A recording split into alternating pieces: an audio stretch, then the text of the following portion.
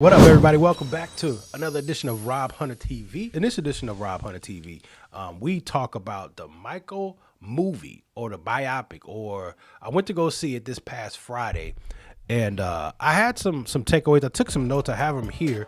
So if y'all see me looking down at my notes, just know that if you see me looking down, just know that I'm looking at my notes. When I very first saw the reviews come out from the BBC, I guess a 25% positive review. And so I'm a big Michael Jackson fan first and foremost. So just to let you guys know, this could be a little biased, but I'm trying to be as honest as possible about what I thought about the film. And my first takeaway about the Jackson 5 film is that the Michael movie, is that the Jackson 5 as a group, like in reality, is still alive. Like that I'm gonna circle back to that, but the Jackson 5, like they whole situation, that's something that they could still, that's still alive. Having said that, the Michael movie was extremely informative. It was extremely well detailed. If you didn't know who the hell Michael Jackson was, didn't know who the Jackson 5 were, you didn't know that he could sing, you didn't know that he could dance, you didn't know any of these things. Now, having said that, I can't say necessarily like if the film was a biopic per se, because the movie they get famous in like the first 3 minutes, right? The movie starts, and like 3 minutes later, they in LA and the fans are chasing them, and so it just sort of goes from Gary to automatically famous. And so from there, I would call the movie more of a tribute film as opposed to a biopic, where there's ups and downs, because certainly there's enough drama within that family and within Michael to actually have gone into that. But that's not what this was about. This was a tribute film to enjoy the timeless music of the Jackson 5 and obviously of Michael. The interesting thing about the film that I thought, a little small note, was that the brothers had no lines. It's basically Michael Jackson beef with his father, which has been well publicized. Like I said, again, if you ain't never heard of Michael, this was probably really informative to you. You didn't know who Michael, like if this is your first time learning about Michael Jackson, you have been deeply surprised by, you may have been surprised by some of the dynamics between his father, but there were other dynamics between the brothers that they just didn't get into. And like I said, I'm actually pretty cool with that. But having said that, the brothers, they didn't have one line, which was pretty, I thought, interesting. Like, at least like if you're an actor and you got the role, let's say as Jermaine, one of the main brothers, if you got like, oh, I got cast as Jermaine, you probably were pretty excited that you were in this movie, the Michael movie, only to discover, like, when you got the script and you looking for like Jermaine and then the lines, you ain't had no lines. But ain't none of them had no lines. LaToya had more lines than all the whole Jackson 4 and then 5 when Randy came along combined. Now Michael had lines. Michael ain't including them. I'm talking about the brothers.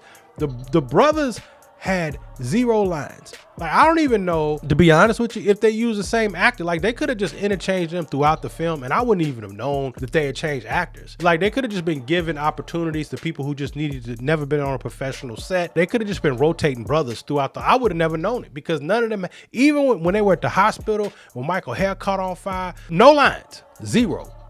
They had no lines, which had to be disappointing, because if you get the call from your agent like, hey, you're going to be in the new Michael film, you could get your script and it's nothing in there. Like I said, they just had y'all just come on up here. Y'all just come on up here today and just stand right here.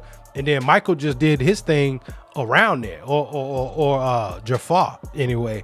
But one of the key observations that I did not know this, and I'm a Michael Jackson fan, is that he fired his father by fax, which isn't necessarily like too crazy, but the fact that they still lived in the same crib is absolutely quintessential record business. Like, Michael had his manager, or his new manager, fire his father while they still, like, they bumped into each other going to get some Kool-Aid in the refrigerator, like, and that's where the little friction happened, where his father had discovered or let his Michael know that he had gotten the fax. Mike act like his father lived in Germany somewhere. Like, his daddy lived down the hall. Like, it take 8 seconds to get down there and say, hey, Pop, thinking about going another direction in my career.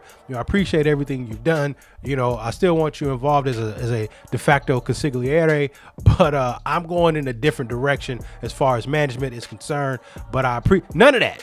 Mike had him send the fax terminating, which is, I mean, look, that's the record business for you. Like if you, or entertainment, if you guys have never worked in entertainment before, there are some stories that are very similar like that. That is so quintessential record business where, you know, it just brings out, as far as, you know, business is concerned, not some of the best moments.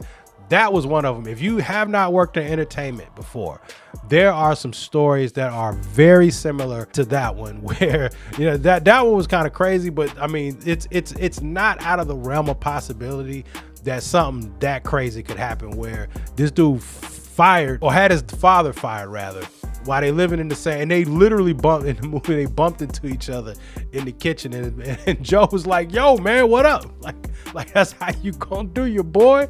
And Mike is just kind of like, yeah, but you living at his crib, like you living at Havenhurst.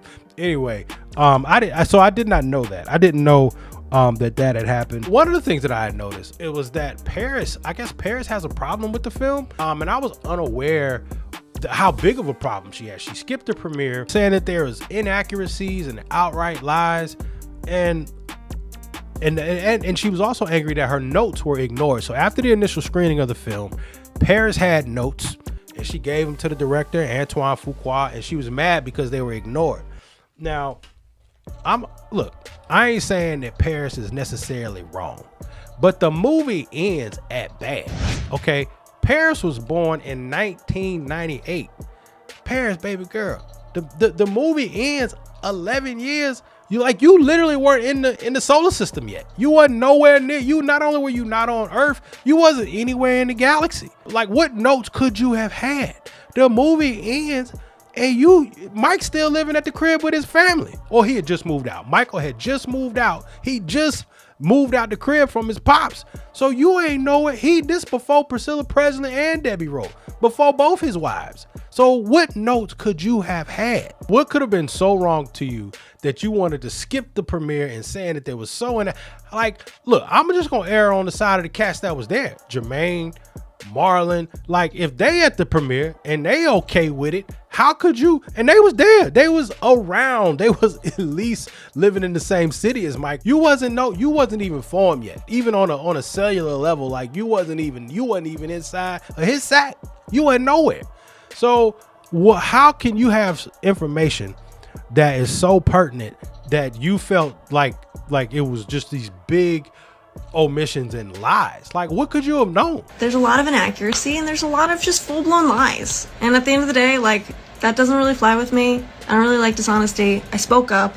I wasn't heard. I fucked off. That's it. Y'all are gonna like the fucking movie, so just go watch it, go enjoy it, do whatever, leave me out of it.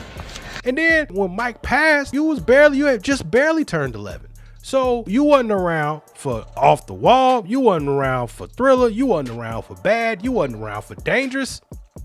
You wasn't even alive for History.